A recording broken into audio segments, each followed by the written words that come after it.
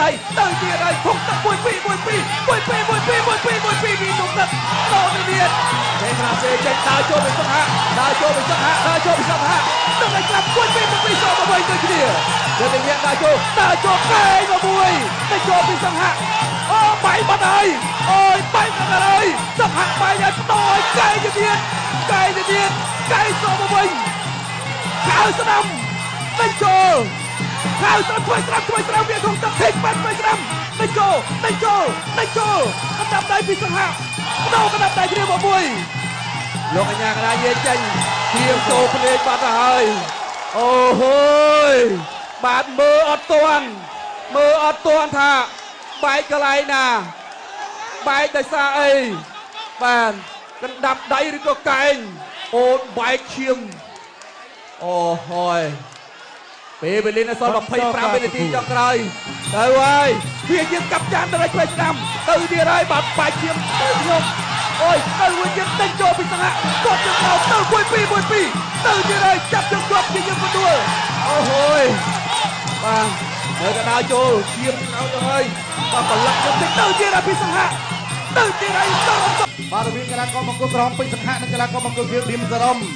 បាទពៀនមួយអមដោយទឹកប្រាក់4លានរៀលហើយនៅក្នុងនោះអ្នកគីណាបែបវិទ្យាឧបត្ថម្ភទឹកប្រាក់2លានរៀលអាយយបាំងចាយកន្លែងនេះចូលហើយសង្ហៈចូលហើយបាំងបែកទឹកចាយ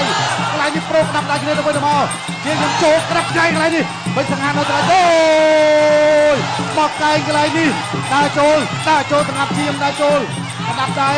ទៅទៀតហើយសង្ហៈអូលោកគ្រូឆែកមើលសិនឥឡូវទៅមើលបាទជូតឈាមទៅដល់ពេជ្រសង្ហៈបាទចាំមើលសិនឲ្យលោកគ្រូពេទ្យបាទជួយទៅដល់ពេជ្រសង្ហៈតើលោកគ្រូពេទ្យអនុញ្ញាតឲ្យប្រកួតបន្តទៀតឬយ៉ាងណា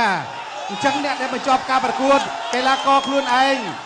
លោកគ្រូអញ្ញាកដាលលោកគ្រូពេទ្យហើយអ្នកណាឲ្យទឹកក៏សិតតែជាអ្នកដែលមានសិទ្ធិបញ្ចប់ការប្រកួតបានដែរអូអត់អីទេហូឲ្យពេជ្រសង្ហៈមួយដាក់ចូលកណ្ដាប់ដៃកន្លែងនេះខ្ញុំបត់ជើងក្រោមមួយសិនឌីមត្រំថយសង្ហៈនៅតារាចូលលោកកណ្ដាប់ដៃរបស់ឌីមត្រំព្យាយាមកន្លែងនេះអោមខុតកន្លែងនេះចាប់អោបជាប់របស់ឌីមត្រំគ្រាជាប់លោកគ្រូអញ្ញាកដាលលោកគ្រូចិនរាដាក់ចូលមកជើងកន្លែងនេះរបស់សង្ហៈតែឌីមត្រំលុបម្ដាយសងទៅវិញឥឡូវយើងជូតឈាមមកសាទៀតហើយបងប្អូនต้องកម្លាំងចិត្តដល់ពេជ្រសង្ហៈមួយមកហើយក៏អបសូមកម្លាំងចិត្តដល់កីឡាករទាំងពីរមួយទៀតមកអូយមកឈប់ការប្រកួតបាត់ទៅហើយ